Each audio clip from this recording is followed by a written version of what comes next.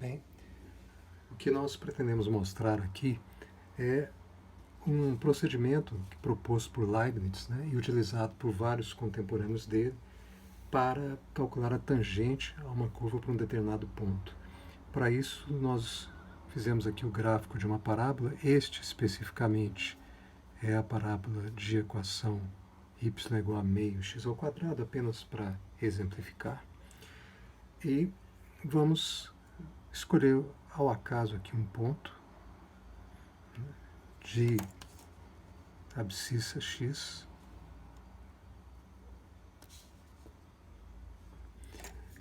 Ele vai ter uma ordenada y, né, correspondente. Tá? E o procedimento proposto por Leibniz, né, é você trabalhar com um ponto bastante próximo, né, de coordenadas x mais dx, né? Então você deu um acréscimo dx aqui, e isso vai ser a abscissa, e a ordenada correspondente, né, vai ser y mais um dy, né? Então, quando você for calcular a inclinação da reta que passa por esses dois pontos, você vai encontrar a inclinação de uma secante, depois você vai considerar que dx vai se tornar cada vez menor. Né? Então é um procedimento familiar para vocês, mas é um procedimento que foi proposto inicialmente por Leibniz. E, bem, qual que é o desenvolvimento disso? Né? Na visão dele, pegando o exemplo típico dele, então você fala que vai calcular então dy. Né? Esse dy pode ser expresso também como d de meio x ao quadrado, por causa da equação dessa curva, né? Mas isso nós vamos também expressar da seguinte forma. Se você olhar no gráfico, né, esse dy é exatamente a diferença entre as ordenadas deste ponto e desse. Né? Nós podemos escrever como y mais dy menos y, para referência mais clara. Né? Mas, muito bem, mas esse valor de y mais dy, a referência que eu tenho dele, é que ele é o valor, é a ordenada deste ponto aqui para esta abscissa. Não é isso? Então, e o que eu tenho que fazer com a abscissa? O que a função ordena que eu faço? Ela ordena que eu multiplico por meio o quadrado da abscissa do ponto correspondente, que é x mais dx. Né? Depois eu tenho menos y. De novo, o que é, né, que a equação da curva me diz? É que eu tenho que, para obter o valor de y, eu tenho que multiplicar por meio o quadrado de x. Né? Então, agora, vamos fazer esses procedimentos aqui. Eu vou colocar em evidência o fator meio, tá?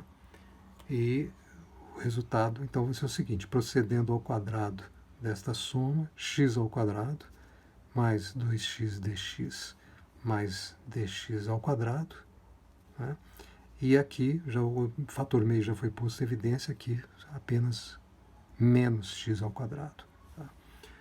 Com o cancelamento do x ao quadrado, né, isso vai se reduzir à expressão meio que multiplica 2x dx mais dx ao quadrado. Bem, e nesse momento eu já tinha uma expressão de dy, né? E aí vem o procedimento que era muito comum na época, né? Foi proposto nessa época, que era dizer o seguinte: fazendo dx muito pequeno, né? Cada vez menor do que qualquer valor que você possa imaginar, e elevando esse dx ao quadrado, você tem algo menor ainda do que o dx. Portanto, esse termo aqui se tornava ainda infinitamente menor do que esse que já era infinitamente pequeno. Então eu poderia desprezar o dx ao quadrado em comparação com esse termo, onde nós temos grandezas finitas com uma grandeza arbitrariamente pequena multiplicada. Né? Com isso, Leibniz então propunha que essa expressão poderia ser escrita como dy igual a meio que multiplica 2x dx, então seria x dx, e o dx ao quadrado foi desprezado. E aí, Leibniz operava, né, com isso aqui como se fosse uma fração, né? Ele passava o dx dividindo, que é o que a gente está acostumado a fazer, né?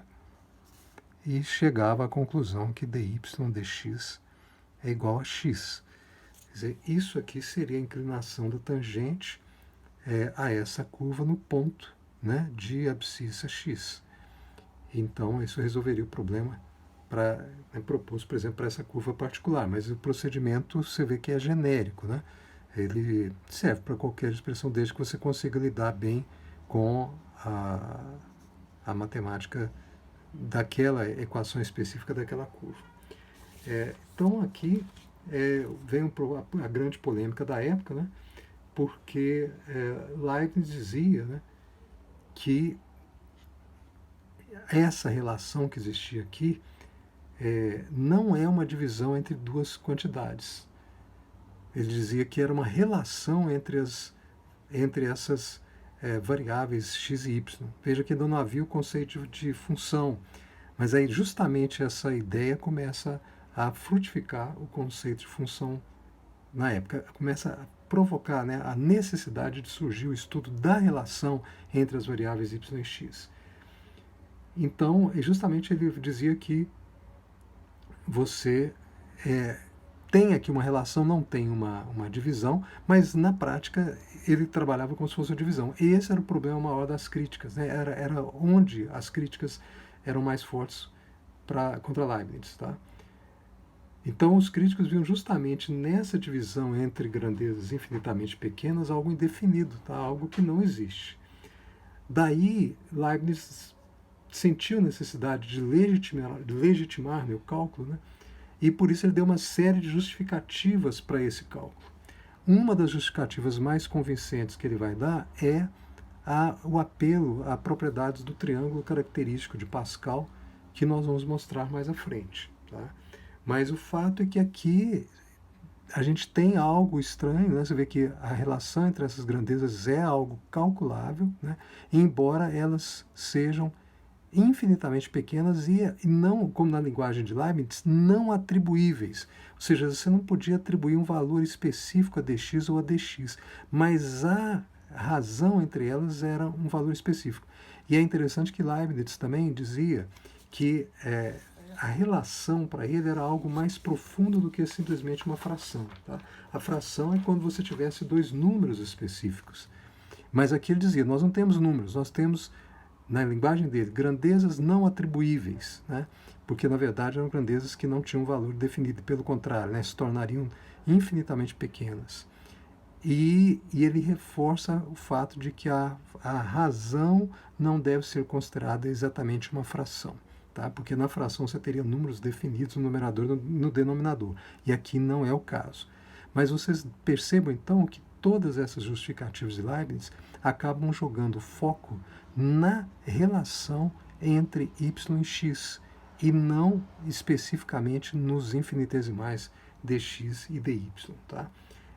Por isso, a gente entende, né, que essa noção de função foi esboçada, digamos assim, no cálculo de Leibniz, quando a relação dy dx é pensada independentemente dos termos que a compõem, que são dx e dy.